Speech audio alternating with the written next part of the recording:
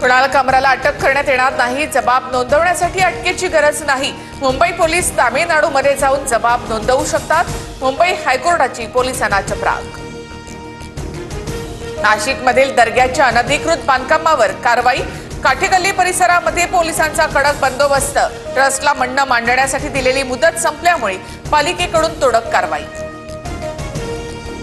नाशिकमधील वादग्रस्त धार्मिक स्थळ प्रकरणी मध्यरात्री दगडफेक। 32 पोलीस जखमी, वाहनांचाही नुकसान। दगडफेक करणाऱ्यांना 3 दिवसांची पोलीस कोठडी। वेदानाथ मंगेशकर रुग्णालय प्रकरणी डॉक्टर सुश्रुत घैसास यांना पुणे पोलिसांकडून संरक्षण। घैसास शहरातून पलायन करू नयेत म्हणून पोलिसांची खबरदारी।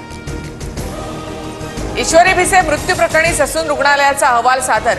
ससूनच्या वैद्यकीय समितीचा अहवाल अलंकार पोलीस स्टेशनला पाठवला। पुण्यातील साखर संकुलातील बैठकीच्या निमित्ताने 21 एप्रिलला शरद पवार, अजित पवार एकत्र येणार। 10 दिवसात शरद पवार आणि अजित पवार एकत्र येण्याची ही तिसरी घटना।